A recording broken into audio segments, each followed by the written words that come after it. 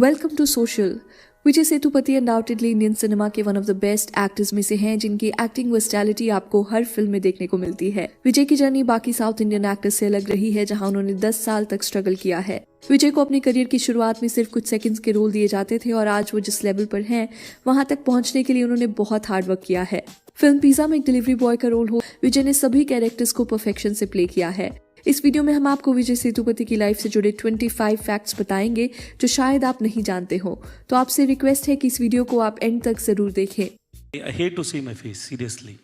I can't see my expressions because I can't judge it, and then I lose my confidence. So I won't go and see the monitor until my director forces me to watch. Number 1, जैसा कि आपने देखा होगा कि बहुत से south Indian actors film family से आते हैं, जिसकी वजह से उन्हें आसानी से इंडस्ट्री में एंट्री मिल जाती है। वहीं विजय की बात करें तो वो एक हम्बल बैकग्राउंड से आते हैं और उन्होंने कभी भी नहीं सोचा था कि वो एक एक्टर बनेंगे। विजय ने बताया कि वो अपने टीनेज में ना पढ़ाई में अच्छे होते थे और ना उन्हें पता था कि फ्यूचर में उन्हें क्या करना चाहिए। इसलिए उनके फादर ने उन्हें कॉमर्स पढ़ने का सजेशन दिया ताकि वो फ्यूचर में किसी जगह एज एन अकाउंटेंट जॉब कर ले।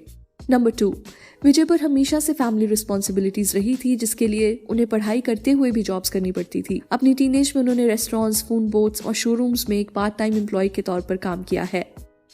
नंबर 3, ग्रेजुएशन खत्म करने के बाद उन्हें कई जॉब्स मिली, पर उन्हें उन जॉब्स में अच्छी सैलरी नहीं दी जाती थी। विजय उस वक्त एक सीमेंट कंपनी में एक अकाउंटेंट के तौर पर जॉब कर रहे थे और वो अपनी जॉब से बिल्कुल भी खुश नहीं थे। इसके बाद दुबई में उन्हें एक जॉब ऑफर हुई, जिसके लिए उन्हें 12,000 रुपीज पर मंथ की सैलरी दी जाती थी, जो उनकी पुरानी जॉब से 3 टाइम्स ज्यादा थी। विजय फिर कई सालों तक दुबई में ही रहे और वहां उनकी लाइफ ऑफिस से घर और घर से ऑफिस तक ही लिमिटेड रह गई थी। विजय दुबई में अकेला फील करते थे और उन्हें लगता था कि वो कब तक ऐसी मोनोटनस लाइफ जीते रहेंगे। नंबर 4, 2003 में विजय इंडिया वापस आ गए थे और यहाँ आकर उन्होंने एक थिएटर ग्रुप में एज एन अकाउंटेंट काम करना शुरू किया। विजय को वहाँ काम करते हुए रियलाइज हुआ कि शायद वो भी एक्टिंग कर सकते हैं, क्योंकि वहाँ के लोग उन्हें कहते रहते थे कि वो बहुत फोटोजेनिक हैं। इस माहौल में रहते हुए उन्होंने थिएटर प्लेस की वर्कशॉप्स में पार्ट लेना शुरू किया और उनका फिल्म्स में भी इंटरेस्ट बनने लगा।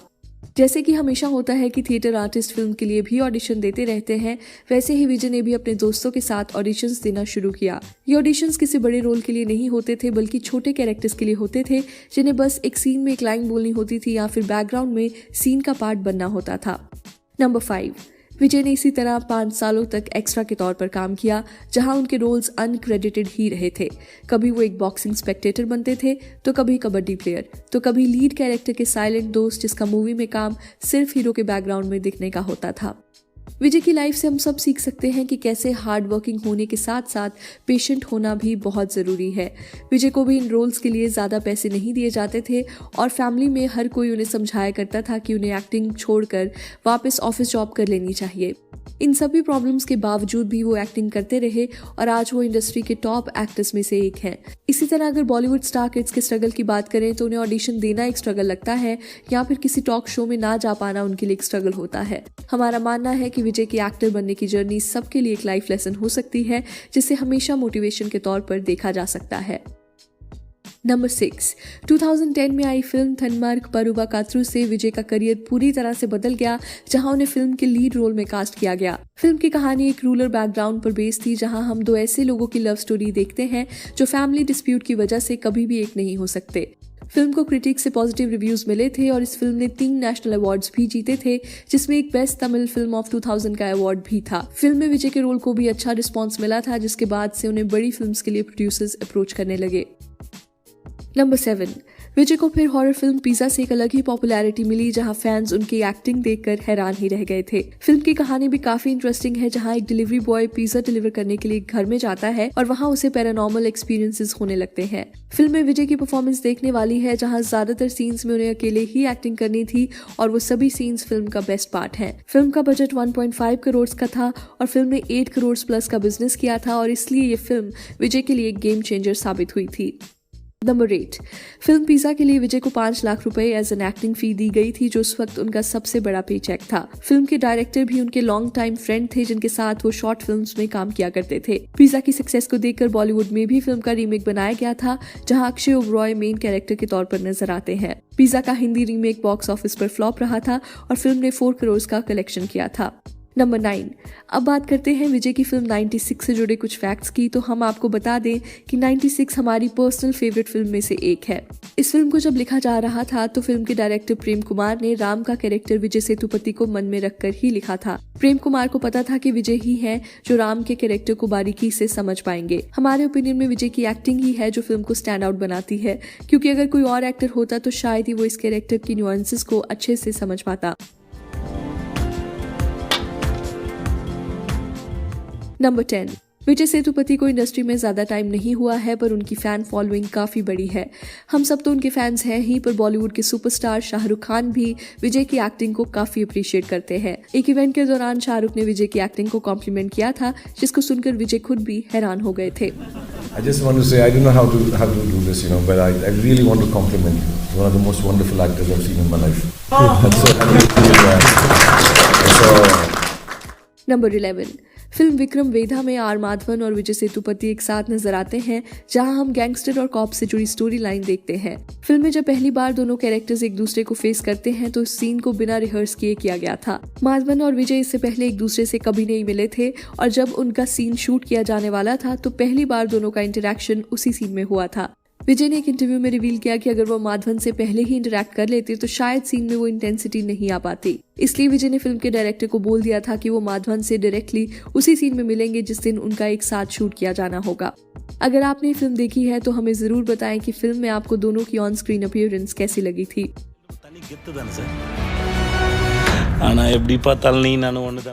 नंबर 12। विक्रम वेदा में विजय के कैरेक्टर को 4 डिफरेंट एजेस में दिखाया गया है और हर एक एज का कैरेक्टर उन्होंने परफेक्शन से प्ले किया है। फिल्म को देखने के बाद आर माधवन विजय की परफॉर्मेंस से इतने इम्प्रेस हुए कि उन्होंने विजय को लेजेंडरी एक्टर कमल हासन से कंपेयर किया था। माधवन ने एक इंटरव्यू में कहा था कि I would consider Vijay Sethupathi as a fine actor who is next to Kamal Haasan. Number 14। South Indian actors को उनके फैंस हमेशा एक अलग नाम देते हैं। जैसे रजनीकांत को सुपरस्टार रजनीकांत बुलाया जाता है, अल्लू अर्जुन को स्टाइलिश अल्लू अर्जुन और विजय को थलापति विजय। इसी तरह से विजय सेतुपति को भी एक नाम दिया गया है जो कि है मक्कल सलवान। मक्कल सलवान का मतलब होता है पीपल्स मैन, यानी कि आम लोगों से जुड़ा हुआ इंसान। इस नाम के पीछे भी एक बहुत ही इंस्पायरिंग कहानी है जो आपको जरूर पता होनी चाहिए। एक फिल्म की शूट के दौरान विजय गांव में थे और वहां उन्होंने कुछ मजदूरों को खाना बनाते हुए देखा। वो सभी लोग नीचे बैठकर खाना खा रहे थे और विजय भी इसी तरह उनके साथ नीचे बैठकर खाना खाने लगे। इसी बात को जब फिल्म डायरेक्टर सीनू रामासामी ने नोटिस किया तो उन्होंने देखा कि विजय एक स्टार होते हुए भी कितनी आसानी से आम लोगों के साथ घुल मिल जाते हैं। इसी मोमेंट की वजह से सीनू रामासामी ने अपनी फिल्म धर्मदुराई में विजय का नाम मक्कल सलवान के साथ मेंशन किया था। फिल्म की रिलीज के बाद से ही फैंस विजय को भी इसी नाम से बुलाने लगे। नंबर 15। अपने करियर की शुरुआत में विजय सेतुपति ने एक फेमस तमिल टीवी शो पेन में भी एक्टिंग की थी जो 2006 में एयर किया गया था।